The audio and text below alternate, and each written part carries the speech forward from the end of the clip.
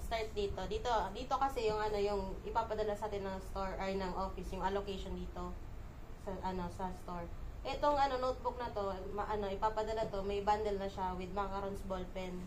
Kung ano yung color ng ballpen, tas color ng notebook yun yung Bali, yung gagawin doon, ito lang na notebook ang may print. Then dito wala na yun. Oo, pero yung bundle na siya. Tapos yung gagawin kasi dito na siya ipa-production. Heat press na siya, then DTF yung print niya. And ang isa pang print na pwede natin gawin is yung vinyl. Tapos pwede siya i-customize yung customer, or kung gusto niyo may mga dala kami dito na mga A4 laminated, papiliin niyo siya doon kung ano gusto ipalagay ni customer. Sa tablet. Itong tablet kasi ito isa, 'di ba mali yung paggamit natin dito sa isa. Ito, ang gamit na lang nito is parang na siya, online brochure na siya. Then dito, ito siya magiging online brochure natin. Ito yung online. Then dito sa baba, may offline version. Dito kasi sa taas, online siya, which is kapag nag-update yung yung office, kasabay na siya mag-update din kung ano yung mga laman niya.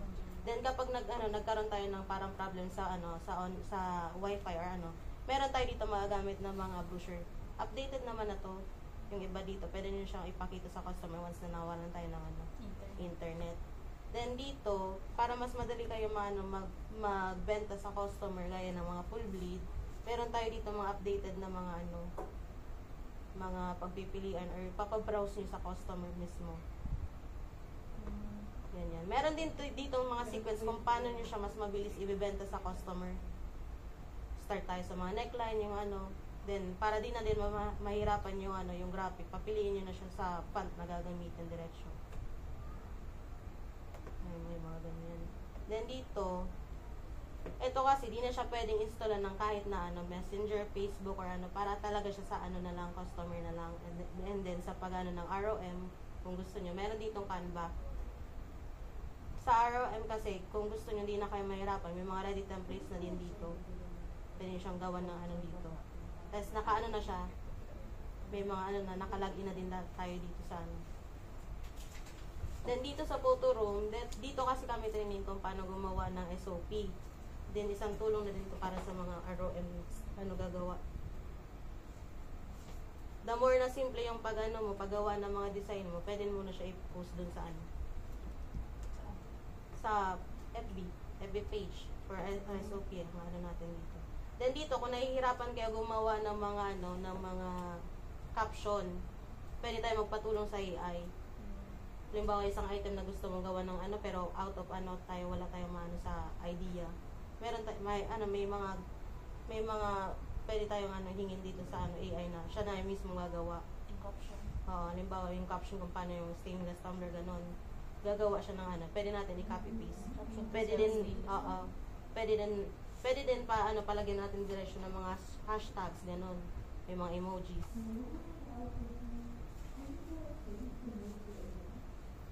Then dito, sa Tunmi, para tulong to sa mga graphic, kasi halimbawa, kapag may gusto yung mga customer na i-caricature, may gustong ipagawa na, di ba ang graphic, inaabot ng halos ilang oras sa ka-caricature.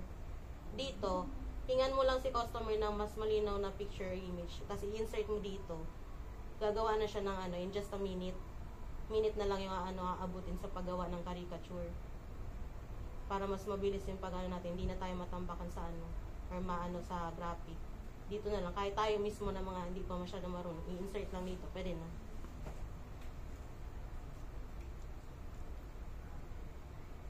Tapos, meron dito na nakalagay na din dito yung website natin na mga pwede nating Then dito, sa transfer it, ito yung alam nyo na diba, yung pinapabrowse sa mga customers sa mga items. Mas maganda dito na lang papiliin. Then dito din yung iba mga bagong item. May mga presyo na din dito, updated na din dito. Then pwede mo din siya diretso i-quote na dito. Yun yung website natin. Then yung isa pa is yung Subli Central website. Yung para na din to sa mga full bleed, mga sublimation items.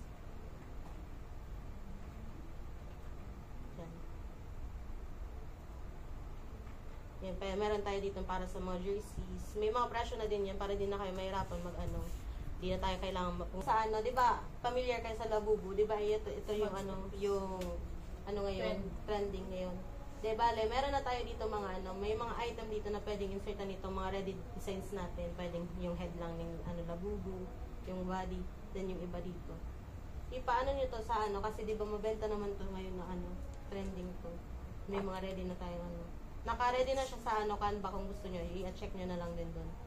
Then meron din dito. Para di na kayo mahirapan mag-suggest ng mga designs or para di nyo nakulitin yung customer, di na tayo matagalan. Yung mga ready na tayo, naka-save na yung mga sa Canva. Ito yung mga item na mga cute siya. Then ito yung kanina sinasabi ko, yung sa sa leather na notebook or yung journal. Yung pwede natin gawin dito sa store. Pwede nakapost ka doon. Then ito yung sa engrave. Hindi siya dito ay production pero pwede natin i-order kasi meron tayo doon sa office ng mga na. Then ito kung gusto nyo, yung tumbler, yung mga meron din tayo. Ina-accept din na leather notebook, leather journal. Ito yung mga designs na pwede nating ipalagay dun sa engrave. Kasi may mga ibang details na baka ipalagay ninyo sa na hindi naman nakaya sa engrave. May mga engraves tayo dun na pwede sa mga keychains, sa mga necklace na pwede natin i-order na.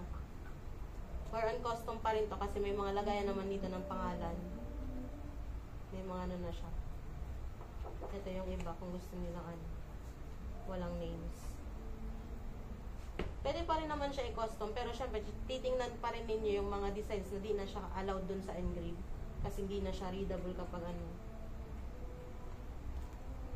Then, ito yung sa sa vacuum plus natin. Binabaan na yung price, which is dati, di ba, nasa na. Ito yung, may bundle tayo nito. May promo itong bundle na tumbler. Ito yung mga colors na available sa atin. Ting kanina, ito, gagawa ka ng panibagong marketplace. Tapos, ang gagawin mo, kasi ikaw yung i-assign ko bilang ROM, yung pangalan mo, gagawin mo dyan, ilalagay mo buong pangalan mo, yung logo natin sa store, then sa baba, yung pangalan ng store. Tapos, ito na lang yung ilalagay mo. Yan yung ibang mga details na ilalagay mo dun. Diba, kasi yung dati natin marketplace din na na-open, gagawa ka ng panibagong marketplace na. Tapos, sa pin post naman, ang kailangan natin dun sa pin post, store vlog nitong sa store, yung pictures ng mga machine, then dito yung mga walls na mga display natin dito sa store, ang ilalagay natin. Tapos yung panibagong captions. May mga susundan na natin tong panibagong captions na to kasi yung dati pinapabago na ni Sir.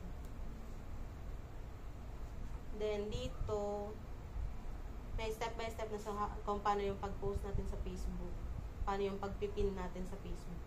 Then dito sa magpapatulong na lang tayo dito sa graphic kung paano siya yun. Kasi papalitan na natin yung banner o yung natin dito sa page. Para di na medyo luma na kasi yung natin banner. Then, ipapaano na lang kasi yung details dun sa dati natin banner, madami yung details. Mas simplify na natin yung details dito, which is nakalagay, number na lang. Then yung mismong exact location na lang natin dito. Dapat updated kung ano yung nandyan sa labas, yun na din mismo dito para di na mahirapan yung ibang mga customer sa paghahanap. Then sa pin post, sa SOP, may mga schedule na nakaset sa atin. Bale, nakalagay sa atin every Tuesday yung pag-send ng SOP natin. Then, ituro na lang namin sa iyo kung paano yung pagpo-post dun sa SOP. Then, dun sa paggagawa ng caption, magpapatulong na lang tayo sa AI.